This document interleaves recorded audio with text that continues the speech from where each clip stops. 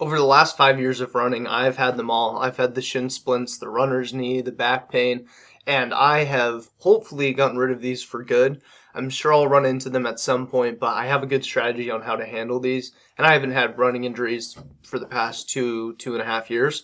I have had pains come up, and I'm actually dealing with a pain right now, but I've been able to fix that too without taking time off. So I want to talk about what I've done to fix common running injuries, and this might help you with any of them. Obviously, if you have a tear, a fracture, that's not what this is about. This is about those common running injuries, which I actually believe aren't really running injuries. And let's just get into it. So when I first started really getting consistent with running, I did about 40 miles a week. I just threw myself to the wolves and started doing about a 10K 5 days a week.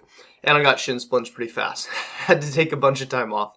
And then after coming back from that, I had back pain, and then I had this weird hamstring thing, and I had runner's knee 2.5 years ago, something like that. And so for a while, I would just manage these by taking time off, because that's what you're supposed to do. But I now have this philosophy: as long as we don't have a tear, we don't have a fracture.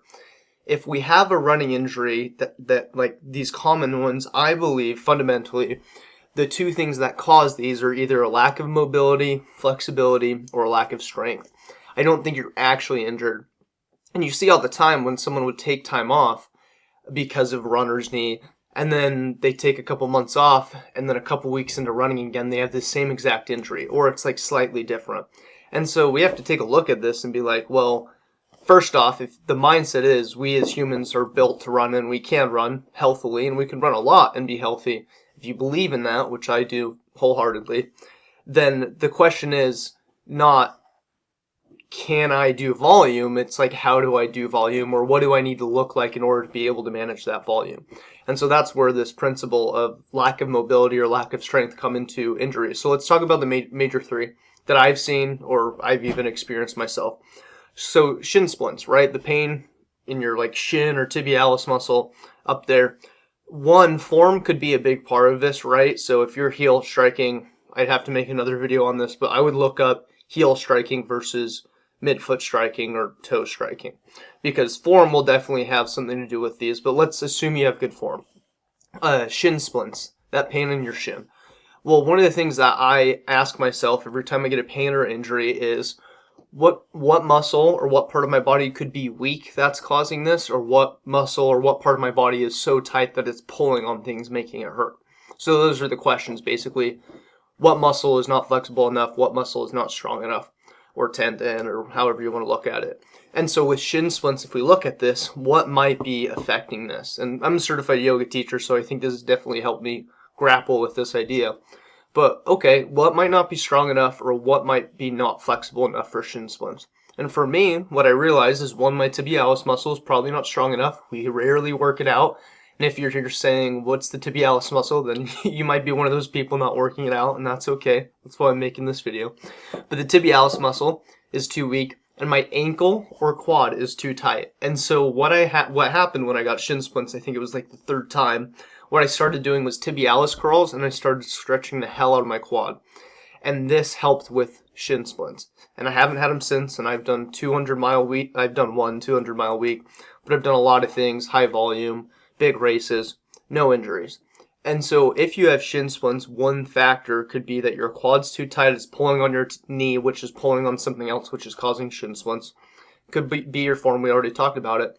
But also you might be not strong enough, right? And so our body has to be able to endure the volume. And so I'm a big believer in tibialis curls. I've made a lot of videos on this. But basically, like a bicep curl, right? You're doing the same thing with your tibialis muscle, which is the muscle that runs along the shin. And so I get like a kettlebell. If this is my leg, these are my toes, here's my ankle. I get a kettlebell and like hook it on my leg, sit off a box or off a bench, and then just curl it, right? So that's going to work out this tibialis muscle.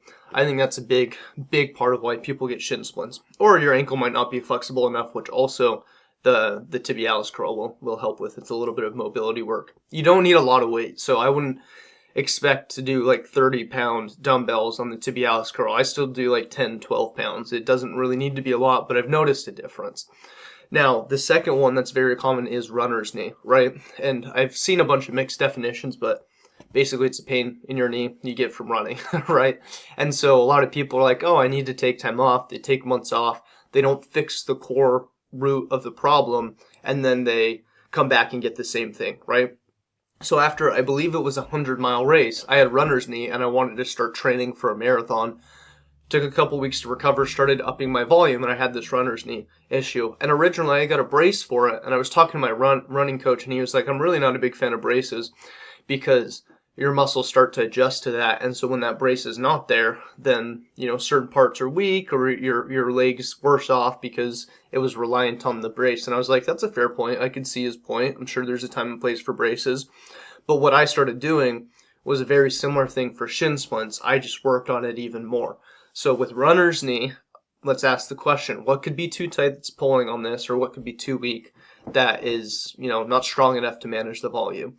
And for me, what I ultimately ended up on, it was more a flexibility thing about my quad. Like, think about it. If your quad and IT band is incredibly tight, it's going to be pulling on your knee, which is going to be causing pain.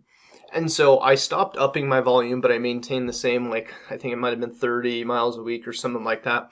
And what I did, I just overly stretched my quads.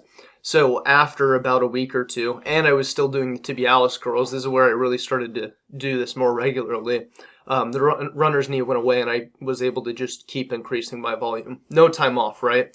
So imagine I took time off, I was still tight, and then I came back. I would have just ran into that same problem probably, and then wasted a bunch of time, right? So when it comes to runner's knee, I think a big part of it is your IT band and quad being too tight. So I foam roll a lot. I know there's mixed opinions on foam rolling. I like it. It works for me. But for me, I just make sure I stretch my quad enough. So I like to sit on my ankles, or, you stand up and grab your ankle behind your butt and pull on it. Another thing to think about is an IT band stretch, because that might be a big part of it too. Not just the quad, but the IT band running around or running along the side of your leg. And so, what I do for this is I do hands to your toes, right? You stand up and fold forward, but I'll cross my ankles. So it's a little awkward, you're off balance, but you do the same thing where you try and touch your toes, and that definitely stretches my IT band. And then you just switch positions of the leg. So cross your right ankle over first, and then your left ankle over, or whatever order you do it. So that's a big key thing, I think, when it comes to runner's knee. And maybe it's also a lack of quad strength, but I think most of the time it's tightness, in my opinion. So you just have to see what it is for you. And then back pain. Let's talk about this one, because this is interesting. And I don't think a lot of people say this is a running injury, but I deal with back pain sometimes, or I used to, I guess. And I've met a lot of people that are like, I'd love to run, but I have back pain. Now, if you have a herniated disc or you have these other problems, I can't speak on that much. But what I can speak on as a certified yoga teacher is that the hamstrings are a huge part of your back pain. And so if your hamstrings are incredibly tight, which typically they are for runners or people who sit at desks all day, or just humans in general, the hamstrings are connecting to your pelvis, which could also be pulling on your pelvis, which is causing low back pain, even your upper mid back pain. So I'm a big believer in stretching the hamstrings and hips for back pain all day. I remember just having the most terrible back pain at 15 years old, and I was working as a dental assistant at the time, and I felt like it was kind of from bending over. And even with good posture, I'd still feel it. So that's when I really started to get into yoga, and I really started stretching my hamstrings and hips, and the back pain went away. So there's also this really good book called Healing Back Pain. I can't remember who it's by. It might be by John Sarno, something like that. But it's Healing Back Pain. It's the only one I've seen out there. And it talks more about the psychological problems that inflict pain on our body, right? The body's connected, emotions are stored in the body. I think a lot of people are more familiar with that. So that also helped me with back pain too, because there's a lot of other stuff I was dealing with.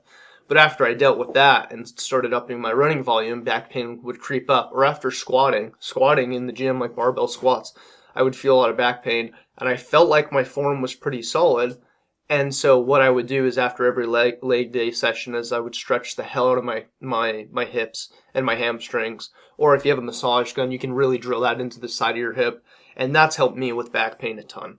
So maybe it's not that you need time off. Maybe you're too tight or you're not strong enough. And so this is the whole philosophy I have when it comes to running injuries. And I actually have a 100-miler in about a week. and I'm feeling this knee pain, and it started to freak me out. And then I was like, wait a second, we know how to approach these things. What might be too weak and what might not be strong enough. And because I've spent so much time in the gym, typically it's a flexibility or mobility issue, and so I continue to prioritize that. So hopefully you get something out of this video. If all you get is, hey, stretch more, I think that's a massive win on my part. I want you to start asking yourself the question of, it's a hypothetical, right? Maybe there is actually a serious problem. That's fine too. But if you start with what might be too weak that might be causing this pain, or what might not be flexible enough that's pulling and causing this, I think that's a really good, important place to start. And for me, I just have to stretch a ton because I work out a ton and I run a ton. So hopefully you got something out of this video. If you like running content, that's what this channel is about. And if you got something out of this, consider subscribing. But if not, I still hope you got something out of it. And I hope I get to see you in another video sometime soon. Peace.